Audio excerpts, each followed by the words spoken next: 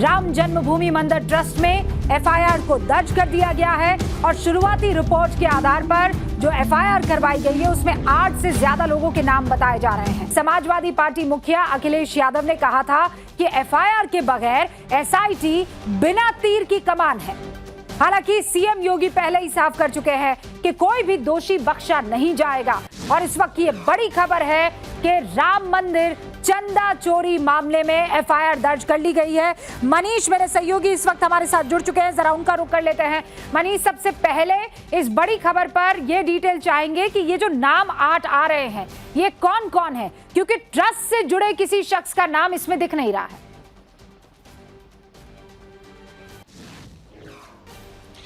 देखिए, इसमें या तो कैशियर हैं जिनकी संख्या 6 है, या फिर 2 नाम ट्रस्ट से जुड़े पदाधिकारियों के हैं, कर्मचारियों के हैं, जिनमें सुभाष श्रीवास्तव, जिनके ऊपर पूरा जिम्मा था कि वो अपनी निगरानी में, अपनी सरपरस्ती में जो चढ़ावा आ रहा है उसकी काउंटिंग करवाएं। दूसरा रामशंकर यादव उर्फ टिन्नू यादव, जो ट्रस्ट के कर्मचारी थे लेकिन दखल और रसूख इतना था कि कहीं भी बेरोक आया जाया करते थे और चढ़ावे प्रक्रिया से भी जुड़े रहते थे। ताले की चाबियां भी इनके पास रहती थी। तो कैशियर के अलावा ये 2 नाम हैं जिनका नाम एफआईआर में शामिल किया गया है। टिन्नू के भतीजे मनीष यादव, जो कि कैशियर का काम करता था, उसका नाम भी इस एफआईआर में शामिल है। 6 लोगों को हिरासत में ले लिया गया है। टिन्नू और सुभाष श्रीवास्तव की तलाश भी की जा रही है। पुलिस ने टीमें गठित कर दी हैं। उम्मीद है कि कल सुबह तक ये दोनों भी पुलिस के शिकंजे में होंगे।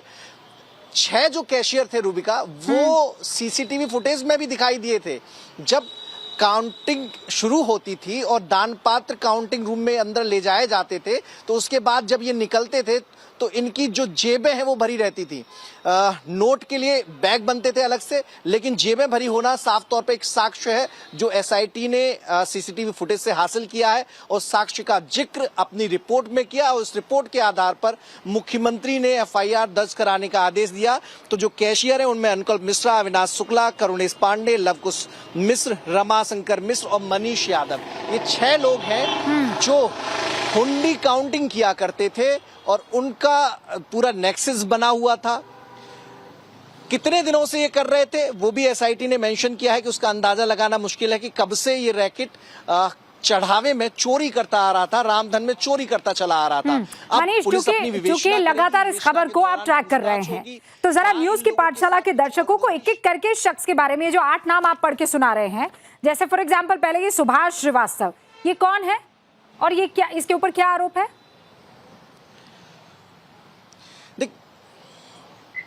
सुभाष श्रीवास्तव ट्रस्ट की ओर से ऐसे नियुक्त कर्मचारी थे जिनकी निगरानी में पूरा जो दान पात्र है, जिनकी संख्या 1 दर्जन है, वो जब भर जाते थे तो इनकी निगरानी में ही ट्रस्ट के जो कर्मचारियों की सहायता से उन्हें उठाकर लाया जाता था। 5-5 फुट ऊंचाई उनकी होती है और उन्हें काउंटिंग रूम में ले जाया जाता था। फिर जो बैंक के कर्मचारी हैं, कैशियर, वो आते थे, ट्रस्ट के कर्मचारी जो गिनते थे वो आते थे और उनके ऊपर जिम्मा था कि बिना किसी लापरवाही के कहीं कोई गड़बड़ी न हो। आप ये कह रहे हैं कि ट्रस्ट की तरफ से दान राशि और चढ़ावे की गिनती के लिए इस शख्स का इस्तेमाल, ठीक है। और अब मुझे ये बताइए, टिन्नू यादव ये चंपत राय का ड्राइवर है, ये क्या किया करता था? इसका भी नाम है एफआईआर में। देखिए, टिन्नू यादव बेहद करीबी है। मंदिर में जो कोई वीआईपी आता था उसकी आवाभगत टिन्नू यादव किया करते थे। जो भी लेन देन होना है मंदिर से संबंधित, उस प्रक्रिया में भी टिन्नू यादव का हस्तक्षेप रहता था। चढ़ावा गिनने की पूरी प्रक्रिया में बेरोक टोक, हालांकि सुभाष श्रीवास्तव निगरानी कर रहे हैं और उस समय कोई आना नहीं चाहिए, लेकिन जब जरूरत पड़ी टिन्नू यादव वहां भीतर कमरे में पहुंचे। तो ऐसे में बिना किसी काम के अगर आपका आना जाना ऐसे संवेदनशील एरिया में हो रहा है तो आप भी जिम्मेदार है। तो टिन्नू यादव का नाम एफआईआर में इसलिए शामिल किया गया है। ओके, अब मनीष जरा ये बताइए कि क्या ये बात सही है कि चंपत राय को ये कह दिया गया है कि आप ट्रस्ट को छोड़ दीजिए?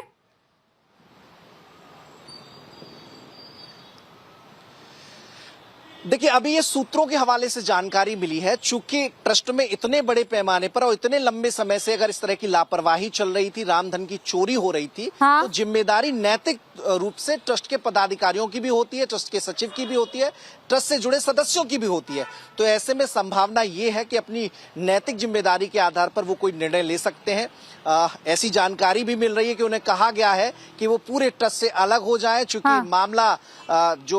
मामले की खूब चर्चा हुई है और जो उनके नजदीकी हैं उनका नाम एफआईआर में शामिल है, तो ऐसे में जो जांच की जद के दायरे में वो भी आ जाते हैं। हालांकि एफआईआर और एसआईटी की रिपोर्ट में अभी वो नहीं है, तो आगे पुलिस की विवेचना होगी, उसमें कई लोगों से पूछताछ होगी। तो ऐसे में मतलब ये जो 3 नाम आ रहे हैं, आप कह रहे हैं सूत्रों के हवाले से आ रहे हैं कि चंपत राय, गोपाल राय और अनिल मिश्रा, इन तीनों को कह दिया गया है कि आप ट्रस्ट जो है उससे दूरी बना लें।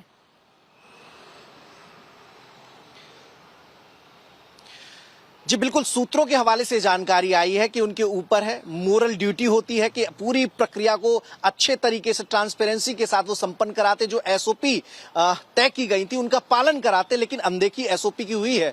टिन्नू मिश्रा का बेधड़क बेरोकटोक ऐसी जगहों पर जाना, और जो कि चंपत राय के नजदीकी हैं, चंपत राय के बिहाफ पे वो काम करते हैं, तो ऐसे में चंपत राय को इसीलिए शायद कहा गया है कि वो भी ट्रस्ट से अपने आप को अलग कर लें।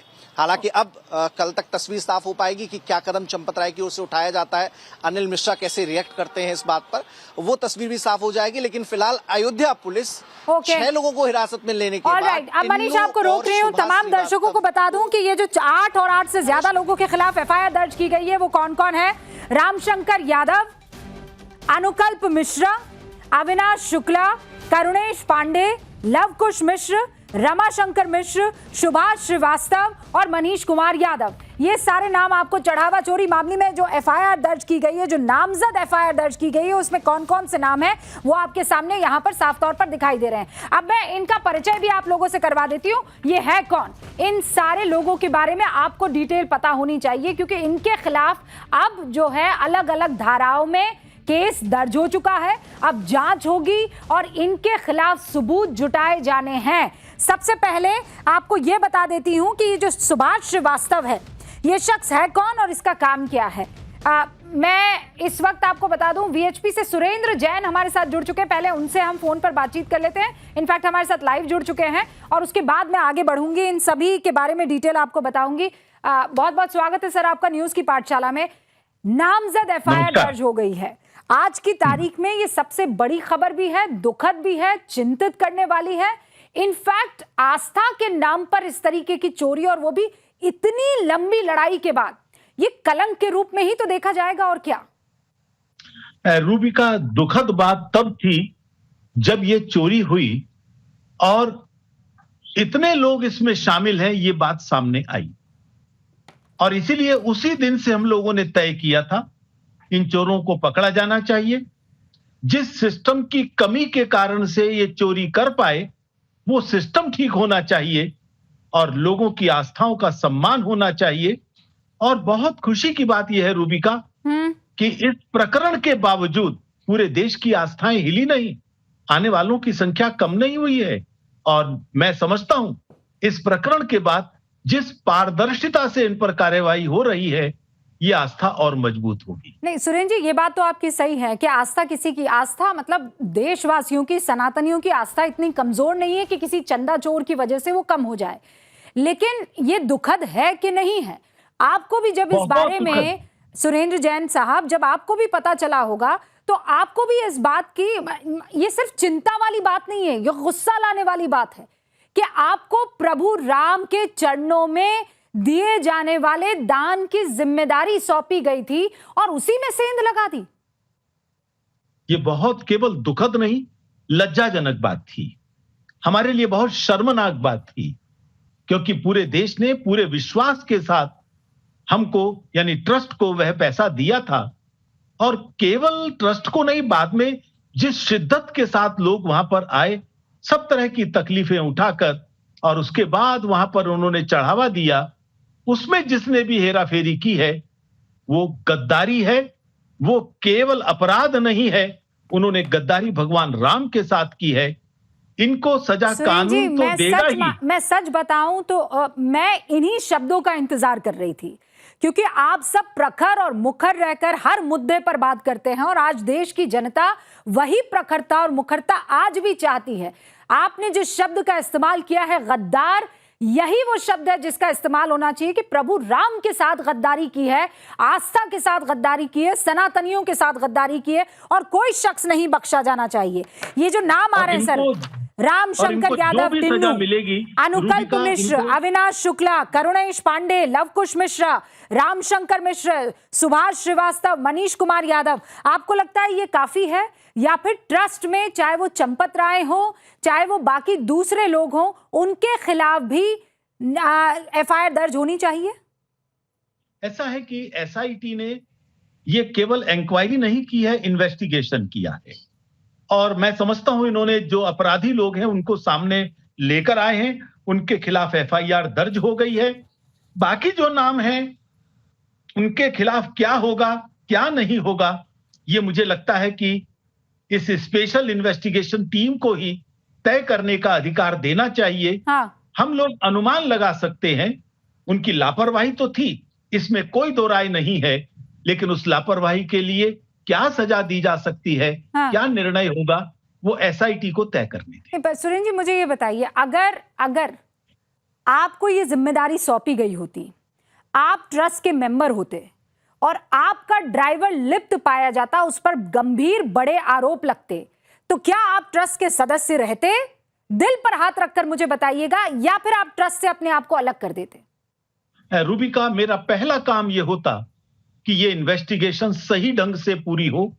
केवल टिन्नू नहीं, बाकी और नाम भी आए हैं, कौन कौन अपराधी हैं वो आने चाहिए और वो सहयोग मैं ट्रस्ट में रहते हुए ही दे सकता था। उनको कौन से कागज चाहिए, उनको कौन से और पत्रक चाहिए, मैं बाहर निकलकर नहीं दे सकता था। नहीं, पर आरोप तो आपके ड्राइवर पर लग रहा है, तो फिर कैसे निष्पक्ष जांच हो पाएगी? मुझे लगता है क्योंकि ड्राइवर पर अपने आप को ट्रस्ट से अलग करना पड़ेगा ना। नहीं, एक मिनट रूपिका, क्योंकि ड्राइवर पर आरोप है इसलिए पहला स्टेज पूरा हो गया है, अपराधी पकड़े जा चुके हैं, उनके खिलाफ कार्यवाही प्रारंभ हो चुकी है। मुझे लगता है चंपत जी और बाकी लोग अगले स्टेप के बारे में अलग अवश्य विचार करेंगे, क्योंकि दोषी होना केवल एसआईटी के द्वारा ही नहीं होता। जैसा आप कह रही हैं, मैं सहमत हूं।